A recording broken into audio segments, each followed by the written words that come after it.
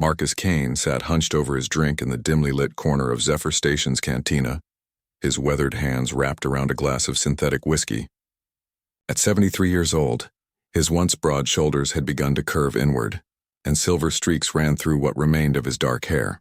The other patrons gave him little more than passing glances, just another old human trying to drink away his memories in the forgotten reaches of space.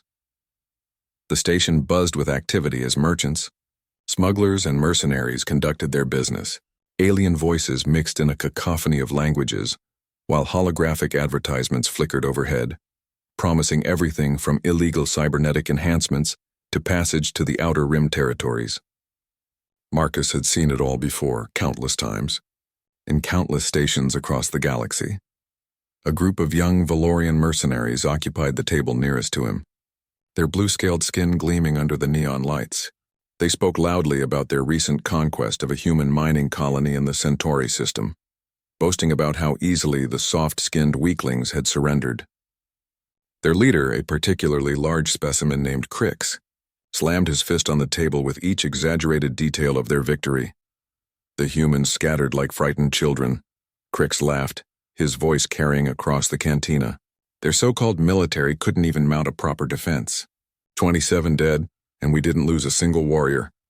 Marcus's jaw tightened, but he remained motionless, staring into his drink. The amber liquid reflected the cantina's lights like tiny stars, reminding him of battles fought in the darkness between worlds. He had learned long ago that picking fights with every braggart and bully would only lead to unnecessary trouble. The Valorians' conversation continued, growing more boastful and crude with each round of drinks they consumed. They spoke of human weakness, of how the once feared Terran military had grown soft and complacent during the 30 years of relative peace following the hegemony wars. One of the younger mercenaries, barely out of adolescence by Valorian standards, suggested they should raid more human settlements. Easy targets, the youth hissed through his forked tongue. The old warriors are all dead or too broken to fight. The young ones know nothing of real war.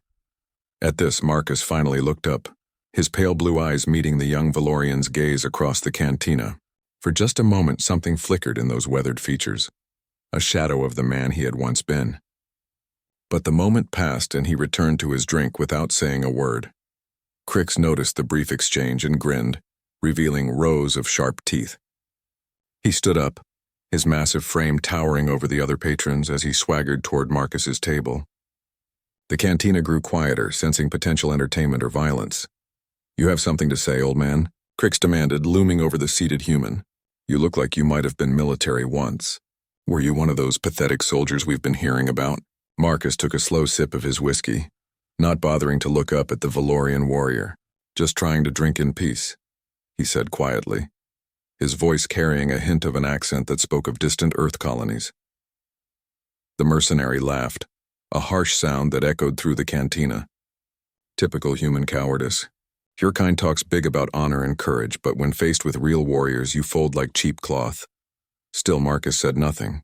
His hands remained steady around his glass, though several of the other patrons began to notice the way his shoulders had subtly shifted, how his posture had changed despite his apparent calm. Crix reached out and knocked the glass from Marcus's hands, sending it crashing to the floor where it shattered into glittering fragments. The synthetic whiskey spread across the metal deck plates, filling the air with its artificial aroma. "I'm talking to you, human," the Valorian snarled. "Show some respect to your betters." Marcus slowly raised his head, and this time several patrons took an involuntary step backward. The old man's eyes had changed, transformed from weary resignation to something altogether more dangerous. They held depths that spoke of worlds burned and enemies vanquished, of battles fought in the cold vacuum of space and victories bought with rivers of blood. "You just made a mistake," Marcus said softly, his voice carrying a quiet authority that made the entire cantina fall silent. "A very big mistake." Crix laughed again, but there was less certainty in it now. "What are you going to do about it, old man? You can barely stand without shaking." Marcus stood up slowly, his movements deliberate and controlled. Despite his age, he still possessed the lean, wiry build of a career soldier. Scars that had been hidden by his clothing became visible on his forearms and neck, the kind of scars that spoke of close combat and desperate fights for survival. 30 years ago, Marcus said, stepping closer to the much larger alien, I was Colonel Marcus Kane of the Terran Defense Force. I commanded the 12th Shock Regiment during the Siege of Proxima 7. I held the Kepler station for 3 months with nothing but 200 men and whatever ammunition we could scrounge from the dead. The cantina had become deathly quiet. Even the background music seemed to have stopped playing. Several of the older patrons, veterans themselves, began to recognize the name, their eyes widening with a mixture of fear and respect. Crix hesitated, some distant memory tugging at the edges of his consciousness. The name Kane was familiar, though he couldn't quite place it. "You're lying," he said, but his voice lacked conviction. "I broke the hegemony blockade at Titan," Marcus continued, his voice growing stronger with each word. "I led the assault on the Krillian homeworld. I was there when the ethereal syndicate surrendered unconditionally, after seeing what humans could do when truly pushed to their limits. Now several patrons were backing toward the exits. An elderly Krillian trader dropped his drink and fled without looking back. The younger Valorians who had been so boastful moments before now stood frozen, their earlier confidence evaporating like morning mist. Marcus took another step forward, and Crix instinctively stepped back. "You want to know why the galaxy has been so peaceful for 30 years? It's not because humans became weak. It's because we made the cost of war so terrible that no one dared to start another one." The old human's eyes burned with an inner fire that spoke of battles beyond imagination, of victories achieved through sheer determination and ruthless efficiency.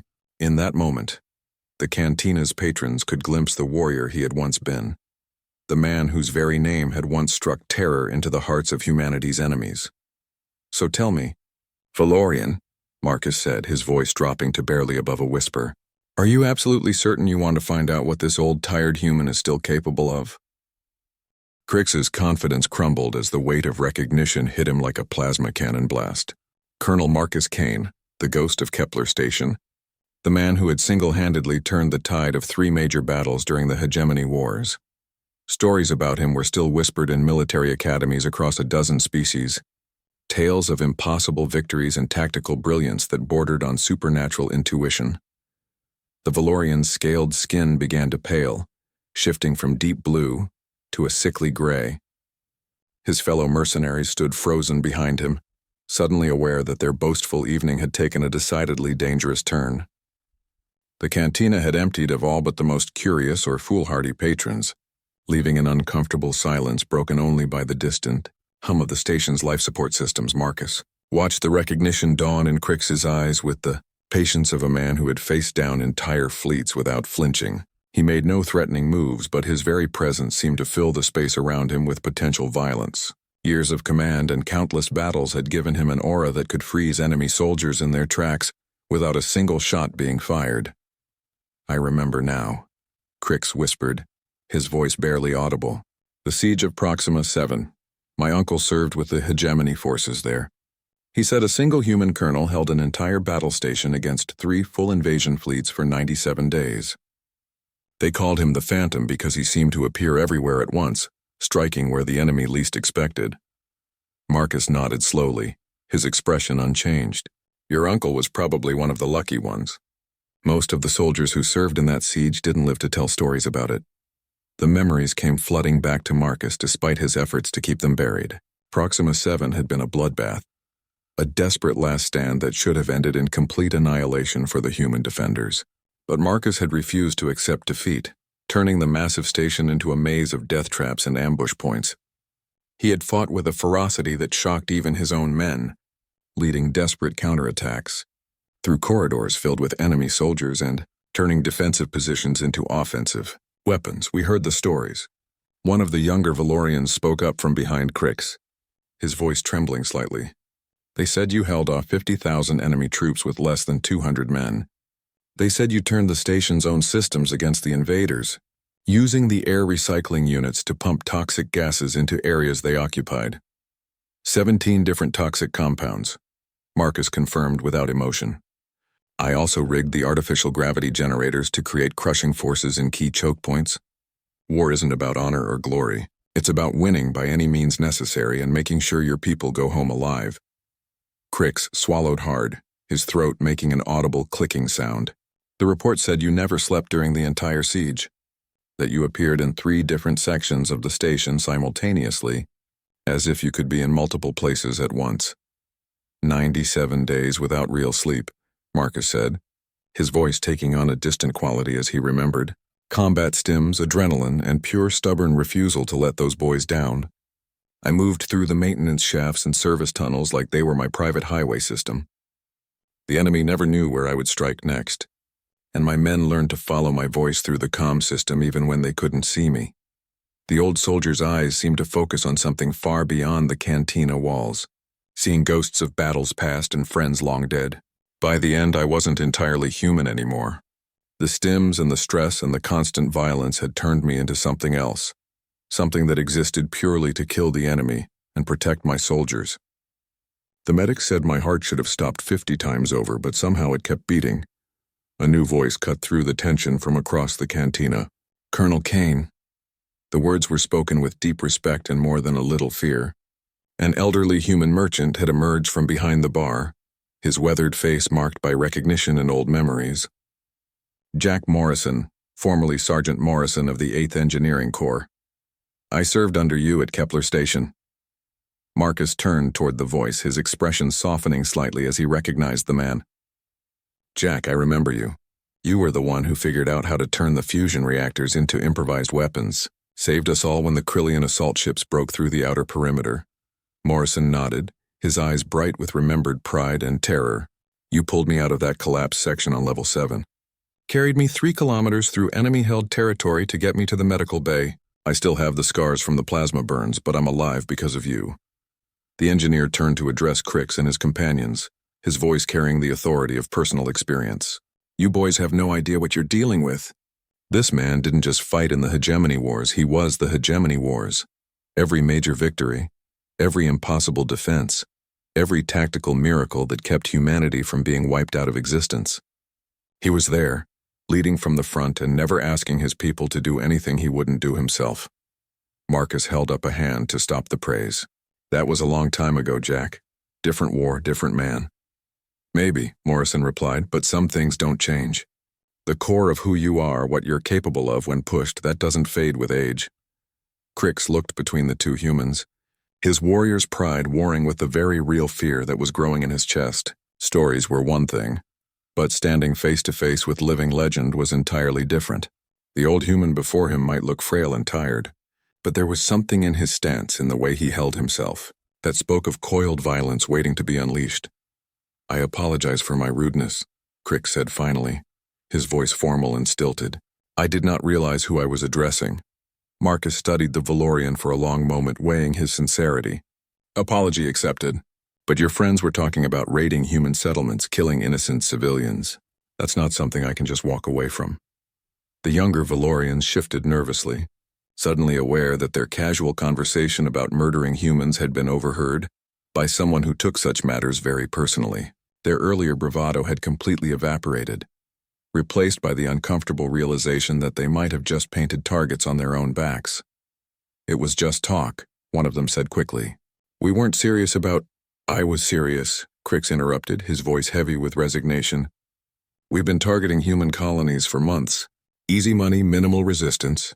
The settlements in the outer rim are poorly defended, and the Terran military response has been limited. Marcus's expression hardened again, the brief moment of civility vanishing like smoke. How many? 7 colonies, Crix admitted, unable to meet the old soldier's gaze. Maybe 300 dead total. Mostly miners and their families. The temperature in the cantina seemed to drop several degrees as Marcus processed this information. His hands clenched into fists at his sides, and several patrons quietly began making their way toward the exits. Jack Morrison took a step backward, recognizing the signs of impending violence from 30 years of nightmares and battlefield memories.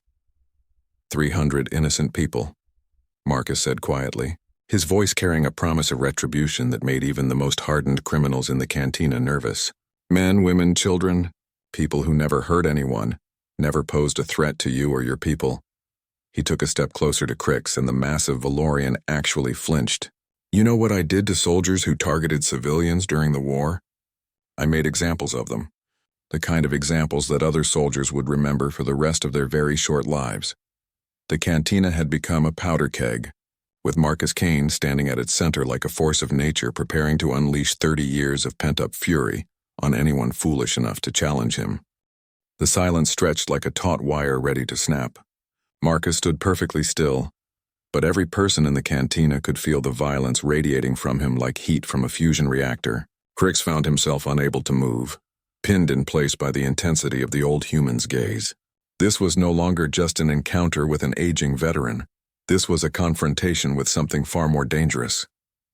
Those settlements, Marcus continued, his voice barely above a whisper but carrying clearly through the deathly quiet cantina, they were under Terran protection.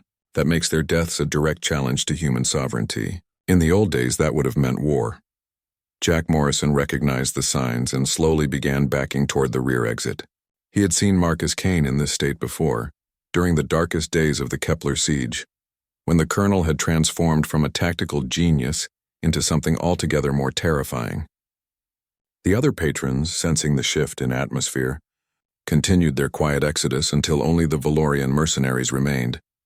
Crix's younger companions began reaching for their weapons, but their leader held up a hand to stop them. He was experienced enough to recognize that drawing arms in this situation would be suicide. Whatever this aging human had become during his years of war, it was still lurking beneath the surface, waiting for the right trigger to emerge. The Terran military has grown soft, Crix said, trying to project confidence he no longer felt. Your government barely responded to our raids. A few patrol ships, some strongly worded diplomatic protests, nothing more. Marcus smiled, and it was not a pleasant expression. The Terran military has grown careful, not soft. Do you know why? Because men like me taught them what real war looks like. We showed them what happens when humans are pushed too far, when we stop playing by civilized rules and start fighting for survival. The old soldier began walking slowly around the Valorians, circling them like a predator studying prey. His movements were fluid despite his age, each step calculated and purposeful. The government doesn't want another hegemony war because they remember what I did to end the last one. They remember the Krillian homeworld burning for 6 months straight. They remember entire ethereal fleets disappearing without a trace. He stopped directly in front of Crix again, close enough that the alien could smell the whiskey on his breath and see the network of scars that crisscrossed his weathered hands. But there's something you need to understand about humans, Valorian. We have long memories and we never forget when someone hurts our people. From his jacket, Marcus pulled out a small communication device, its surface scratched and worn from years of use. This is a direct line to Terran Command. One call from me, and every military unit within 50 light years will receive new orders. Not patrol orders, not peacekeeping orders, war orders. The younger Valorians exchanged nervous glances, finally beginning to understand the gravity of their situation. They had assumed they were dealing with a powerless old man, but the truth was far more terrifying. This was someone who still carried enough influence to reshape the political landscape of the entire sector, with a single communication. You're bluffing, one of them said, but his voice lacked conviction. You're retired. A civilian, Marcus laughed, a harsh sound that echoed off the cantina's metal walls. Son, there's no such thing as a retired colonel when it comes to protecting human lives. The only difference between now and 30 years ago is that I'm not constrained by military regulations anymore. He activated the communicator, and a soft blue light indicated an active connection to the Terran military network. This is Colonel Marcus Kane, service number 77 Alpha 921. I'm requesting immediate activation of my emergency command protocols. A voice crackled through the device, professional and instantly respectful. Colonel Kane, this is Admiral Sarah Chen at Terran Command. Your protocols have been dormant for over 20 years. What's your situation? I'm currently on Zephyr Station in the Vega system.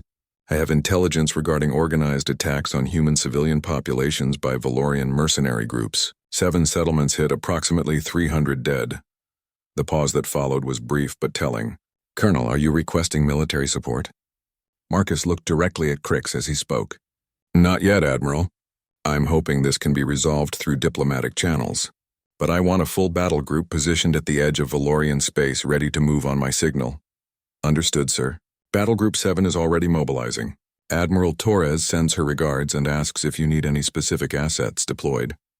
Tell Maria I appreciate the offer, but I'm hoping it won't come to that. Marcus closed the connection and slipped the communicator back into his jacket. There. Now you understand the situation you've created. Crix's blue skin had gone completely gray now, the implications of what he had just witnessed sinking in. A full Terran battle group represented thousands of soldiers, dozens of warships, and enough firepower to reduce entire planets to radioactive debris. More importantly, it represented the political will to use that power. What do you want? The Valorian asked, his earlier arrogance completely gone. Justice, Marcus replied simply.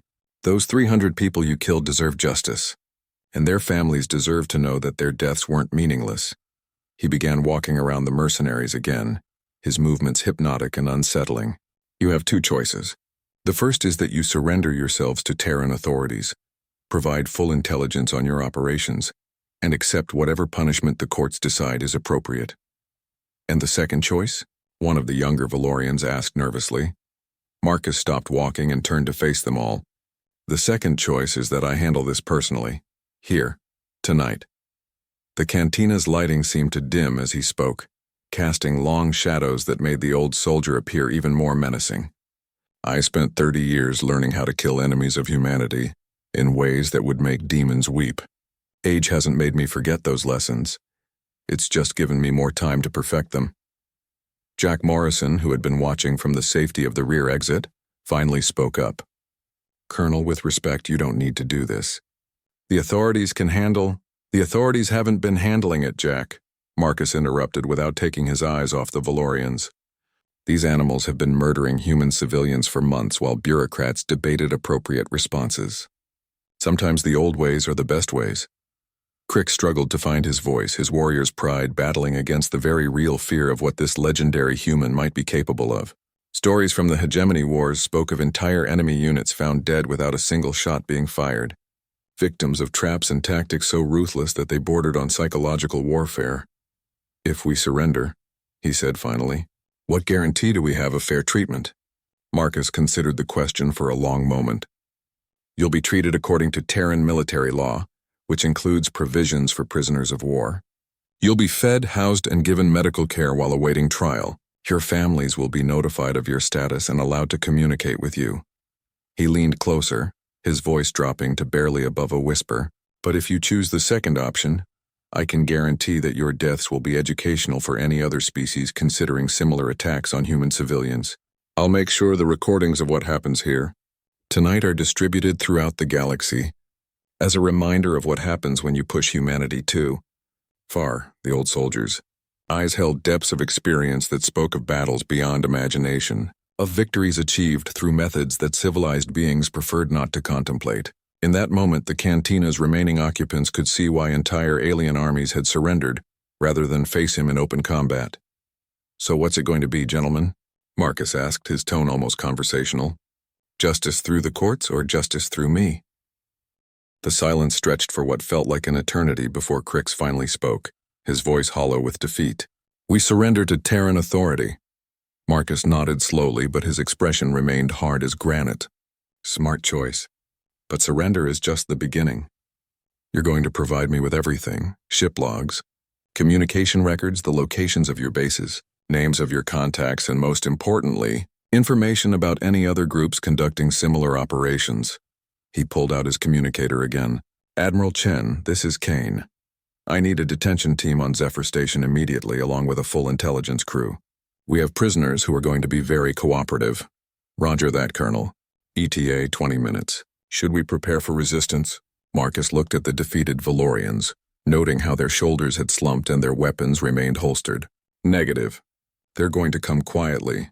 But send the intelligence team with full interrogation equipment. We're going to map their entire network. As they waited for the Terran forces to arrive, Marcus settled back into his chair and ordered another whiskey.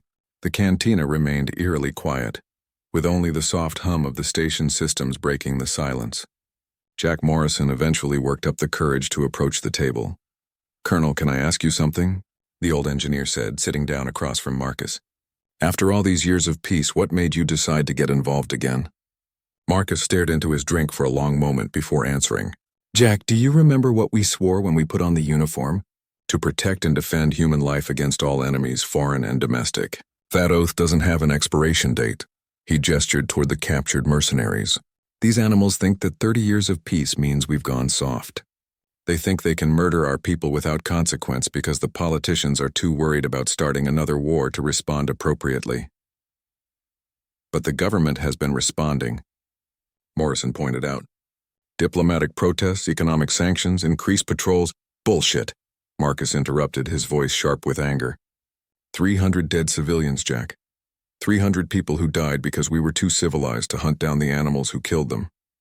Sometimes diplomacy isn't enough. Sometimes you need to remind the galaxy why they fear humans in the first place. The old soldier's eyes took on a distant look as memories of the hegemony wars surfaced. During the siege of Kepler Station, I made a promise to myself and to every human under my command. I swore that no enemy of humanity would ever sleep peacefully again, that there would always be consequences for those who chose to make war against us. 20 minutes later, the cantina's main entrance hissed open to admit a squad of Terran Marines in full combat armor.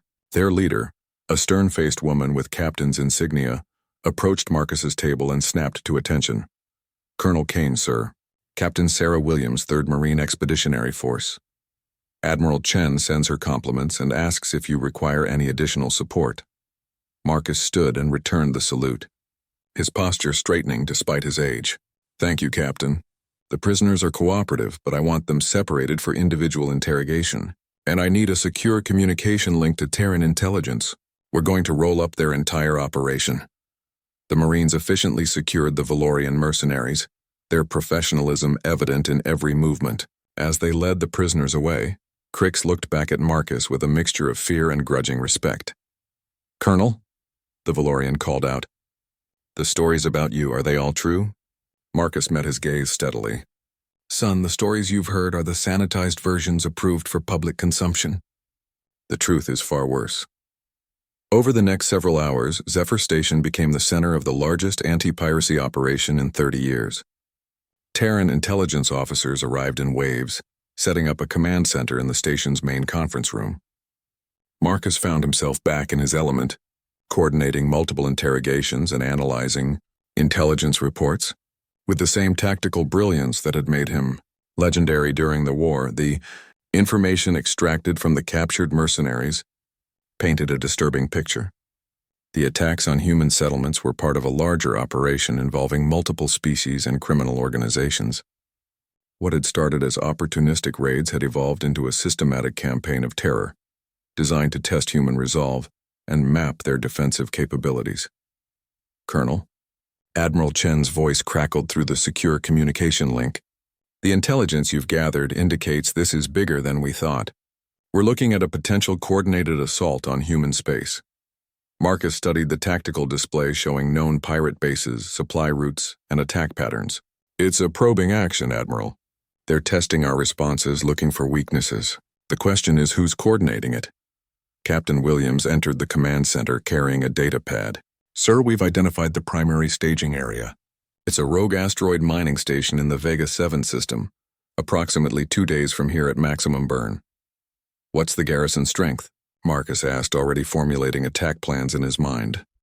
Unknown, sir, but our prisoners estimate at least 3,000 combatants from a dozen different species, heavy defensive installations, multiple escape routes, and what appears to be a significant fleet of attack ships. Admiral Chen's voice carried a note of concern. Colonel, that's a major military operation. We're talking about deploying at least a full battle group with ground assault capabilities. The political ramifications. Admiral, Marcus interrupted. With respect, politics is your concern. Protecting human lives is mine. How long until Battle Group 7 is in position? 18 hours, sir. But Admiral Torres is asking for your assessment of the situation. Marcus looked around the command center at the young officers and Marines who were hanging on his every word. They were competent professionals, but they had never seen real war. They didn't understand that sometimes overwhelming force was the only language that enemies understood. Tell Maria that this is exactly the kind of operation we spent 30 years preparing for. These animals think they can test human resolve by murdering our civilians. It's time to remind the galaxy why that's a fatal mistake. He turned to Captain Williams. Captain, I want detailed reconnaissance of the target within 12 hours. Full electronic intelligence, defensive positions, and fleet composition. And prepare a ground assault team. This is going to require precision surgery, not orbital bombardment. Sir, with respect, shouldn't Fleet Command handle the tactical planning for an operation of this magnitude? Marcus smiled, and for the first time in hours, it was a genuinely pleasant expression. Captain, Fleet Command asked me to handle this situation. They know that sometimes you need someone who isn't constrained by peacetime thinking. The young Marine officer nodded, though uncertainty was clear in her expression. She had grown up hearing stories about Marcus Kane, but she was beginning to understand that the reality was far more complex than the simplified heroic narratives she had learned in military academy. As the command center buzzed with activity around him, Marcus felt something he hadn't experienced in 30 years, the familiar rush of planning a major military operation. His mind was already racing ahead, considering variables, contingencies, and the deadly chess game that was about to unfold across multiple star systems. The galaxy was about to be reminded why humanity had survived every attempt to destroy it, and why the name Marcus Kane still carried enough weight to mobilize entire battle fleets with a single communication. The aging warrior might have been forgotten by most, but he was far from finished with his war against those who would prey on the innocent. The assault on the Vega 7 mining station began at 400 hours, ship time, with a precision that would have impressed military historians throughout the galaxy. Marcus Kane stood on the bridge of the Terran battleship Indomitable, watching tactical displays that showed the largest human military operation in 3 decades, unfolding according to his plans. Battle Group 7 had arrived in the system 18 hours ahead of schedule, thanks to Admiral Torres pushing the fleet beyond normal operational parameters. 37 ships of various classes, from nimble destroyers to massive dreadnoughts, formed a steel noose around the asteroid mining station that had become a haven for pirates and raiders. "Colonel," Admiral Torres said, approaching Marcus at the main tactical display, "reconnaissance confirms your intelligence was accurate. 3,200 combatants, 47 ships of various classes, and enough firepower to level a small city." Marcus nodded, without taking his eyes off the tactical display, "and they're all bottled up in a confined space with limited escape routes. They chose the perfect defensive position against conventional assault, but they made one critical mistake, which is, they assumed they were dealing with conventional human forces operating under peacetime rules of engagement." Marcus turned to face the Admiral, his weathered features set in stone. "Maria, I need you to trust me on this. The tactics I'm going to employ aren't taught in military academies anymore, but they're exactly what this situation requires." Admiral Torres studied the older man's face, seeing echoes of the legendary colonel, who had turned impossible defeats into decisive victories. "What do you need?"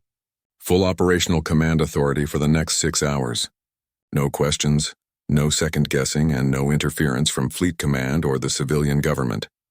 The bridge fell silent as everyone present understood the magnitude of what Marcus was requesting. Operational command of a battle group represented enough firepower to reshape entire regions of space, and giving that authority to someone who hadn't held active command in 30 years was unprecedented.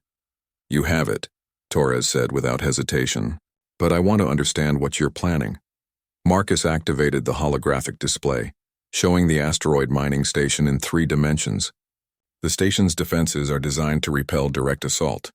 Heavy plasma cannons, missile batteries, fighter squadrons, all positioned to create overlapping fields of fire that would devastate any conventional attack.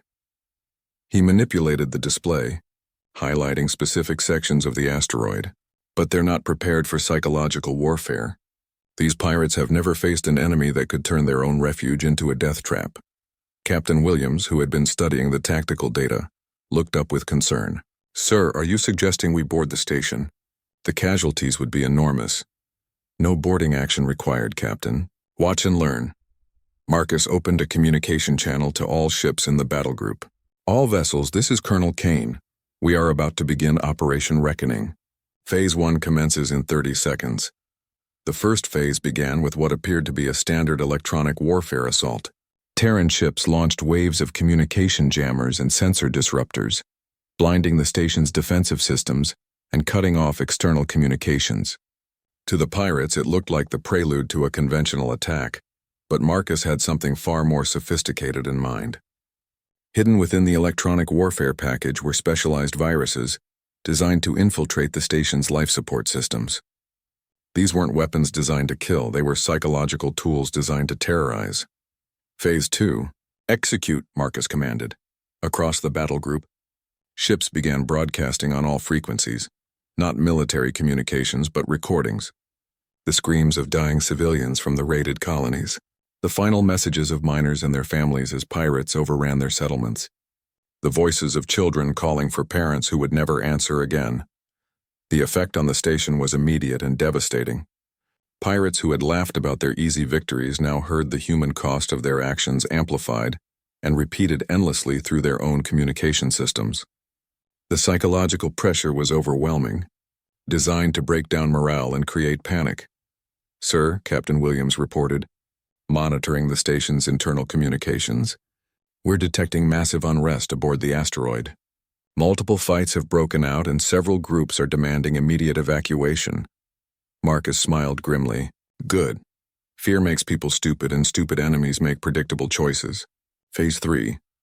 The life support viruses activated simultaneously throughout the station. Lights began flickering erratically, creating a strobe effect that was disorienting and maddening. Temperature controls malfunctioned, alternating between freezing cold and stifling heat. Air recycling systems began producing strange sounds, whispers, screams, and mechanical noises that seemed to come from everywhere and nowhere. "Colonel," Admiral Torres said, watching the tactical display with growing amazement, "their defensive positions are starting to collapse. We're detecting ships launching without authorization from the station command." "They're breaking," Marcus confirmed. 30 years of peace has made them soft. They've never faced an enemy that could reach inside their own minds and twist their fears against them. The station's command structure was falling apart as panic spread through the corridors. Pirates who had terrorized human civilians now found themselves trapped in a technological nightmare, where their own base had become their enemy. The constant psychological pressure was breaking down unit cohesion and turning allies against each other. Phase 4, Marcus announced. "Target the fleeing ships with precision fire. I want disabled vessels, not debris fields. We need prisoners for intelligence." The battle group's weapons opened fire with surgical precision, targeting engines and weapon systems while leaving life support intact. Ship after ship found itself dead in space, crews trapped and helpless as Terran Marines prepared for boarding operations. Inside the asteroid station, the situation continued to deteriorate. The psychological warfare was working exactly as Marcus had intended, turning the pirates' own refuge into a prison of terror. Groups began surrendering rather than face whatever unknown horrors the humans might unleash next. "Colonel," the communications officer reported, "we're receiving surrender requests from 17 different factions aboard the station. They're requesting immediate evacuation and offering full cooperation in exchange for safe passage." Marcus considered the offer for a moment, then shook his head. "Negative. They murdered 300 innocent people. They don't get to negotiate terms now." He opened a general communication channel to the station. "This is Colonel Marcus Kane of the Terran Defense Force. You have 1 hour to surrender unconditionally and provide full intelligence on your operations. Any ship that attempts to flee will be disabled and boarded. Any resistance will be met with overwhelming force." The response was immediate, a flood of surrender signals from throughout the station. The psychological pressure had accomplished what a conventional assault would have achieved at the cost of thousands of lives. The pirates' morale had completely collapsed, leaving them desperate to escape the technological nightmare their refuge had become. "Maria," Marcus said to Admiral Torres, "I need Marine boarding teams prepared for large-scale prisoner processing. We're going to have over 3,000 surrenders to handle." "Already in motion," Torres replied. "But Marcus, what you've done here, using their own fears against them like this, it's going to send shockwaves throughout the criminal community." "Good," Marcus said simply. "That's exactly what it's supposed to do." As the first wave of Marine shuttles launched toward the now defenseless station, Marcus allowed himself a moment of satisfaction.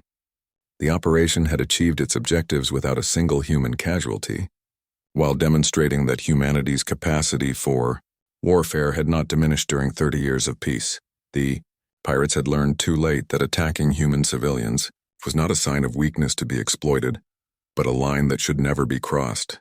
The galaxy was about to receive a reminder that humanity's restraint was a choice, not a limitation, and that some sleeping giants were better left undisturbed. Within 6 hours, the largest pirate stronghold in the sector had fallen without firing a shot in its own defense. The psychological warfare tactics that Marcus Kane had pioneered during the Hegemony Wars had proven just as effective against criminals as they had against enemy armies. The operation would be studied in military academies for decades to come, but its immediate effect was far more important. The systematic raids on human settlements stopped completely as word spread throughout the criminal underworld that humanity was no longer content to respond with diplomatic protests and economic sanctions. The old soldier had reminded the galaxy why his name was still whispered in fear and respect across a dozen species, and why crossing humanity remained one of the most dangerous mistakes an enemy could make.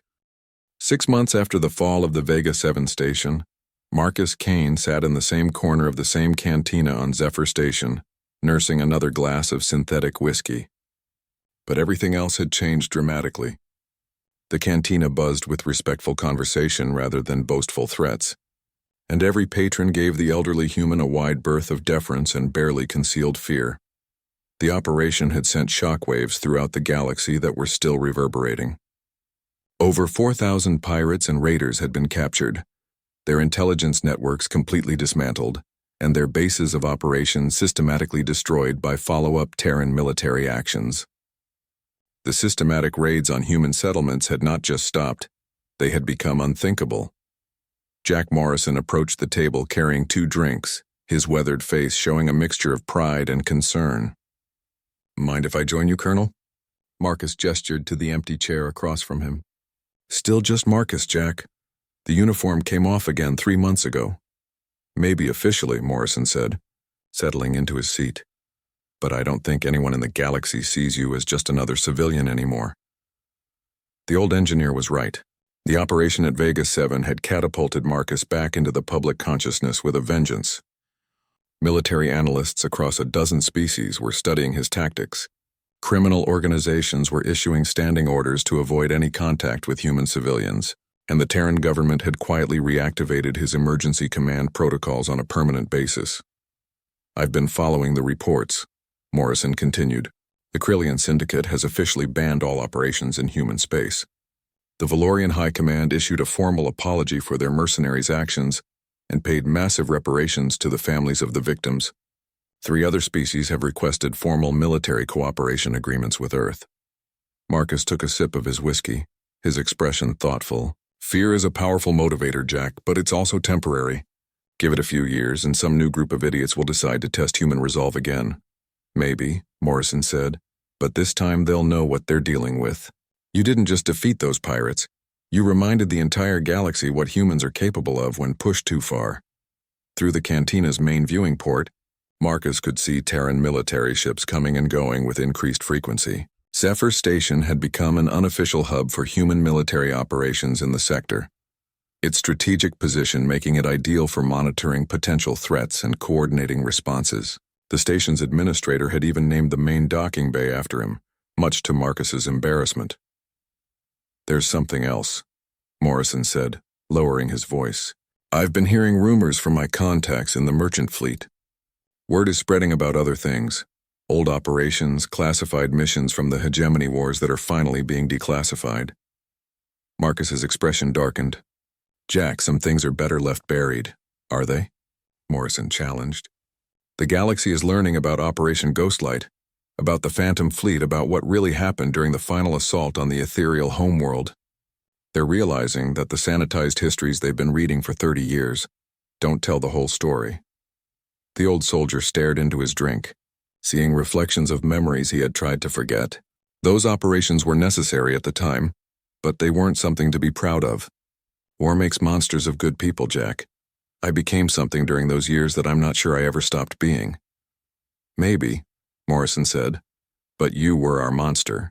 When the galaxy was trying to wipe out humanity, you did what needed to be done to ensure our survival. The methods might have been harsh, but the results speak for themselves." A young Terran naval officer approached their table, her uniform crisp and her posture respectful. "Colonel Kane, I'm Lieutenant Sarah Chen, Admiral Chen's daughter. My mother asked me to deliver this to you personally."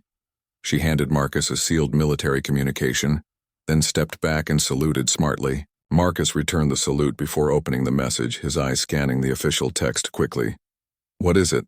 Morrison asked, noting the change in Marcus's expression. "Fleet Command wants me to consider returning to active duty," Marcus said, setting the message down on the table. "They're offering me a position as Special Operations Coordinator for the entire Terran Defense Force." Morrison whistled softly. "That's essentially a license to conduct any operation you deem necessary, anywhere in human space. It's the kind of authority that should never be given to one person," Marcus interrupted. "I've done enough, Jack. Let someone younger handle the future." Lieutenant Chen cleared her throat respectfully. "Sir, if I may, my mother specifically asked me to tell you that the galaxy has become a much more dangerous place than most people realize. The intelligence gathered from the Vega 7 operation revealed that the pirate raids were just the beginning of something much larger." Marcus looked up at the young officer, seeing something in her expression that reminded him of her mother during the darkest days of the war. "What kind of something larger?" "I'm not authorized to discuss the details, sir, but Admiral Chen said you would understand the significance of this." She handed him a second, smaller message chip. "She said to tell you that the hegemony wars never really ended. They just went underground." After the lieutenant left, Marcus stared at the chip for a long moment before inserting it into his personal reader. The information that appeared on the small screen made his blood run cold. Hidden among the intelligence from the captured pirates were references to coordinated operations, advanced technology that shouldn't exist, and communication patterns that suggested a level of organization that went far beyond simple criminal activity. "Jack," he said quietly, "what would you say if I told you that everything we've seen in the past 6 months, the raids, the testing of human defenses, the systematic probing of our response capabilities, was actually reconnaissance for something much worse?" Morrison's face went pale. "I'd say that maybe the galaxy needs Marcus Kane active again, whether he wants to be or not." Marcus finished his whiskey and stood up slowly, his decision made. The old warrior had hoped for a quiet retirement, but the galaxy had other plans. Somewhere in the darkness between the stars, enemies were gathering their strength and preparing for another attempt to destroy humanity. They would find that their target had not grown weak during 30 years of peace. It had simply been resting. The cantina watched in respectful silence as Marcus Kane walked toward the exit, his stride confident and purposeful. The aging human fighter was returning to war one last time, and the galaxy would soon remember why that was a development that should terrify humanity's enemies and give hope to its allies. Behind him, Jack Morrison smiled grimly and raised his glass in a silent toast. The ghost of Kepler Station was about to walk among the stars again, and this time he would not be constrained by the limitations of rank or the restrictions of military protocol. He would be exactly what humanity needed, a reminder to the galaxy that some species should never be underestimated, and some warriors never truly retire. The cantina's patrons watched through the viewing port as Marcus boarded a military shuttle bound for the Admiral's flagship.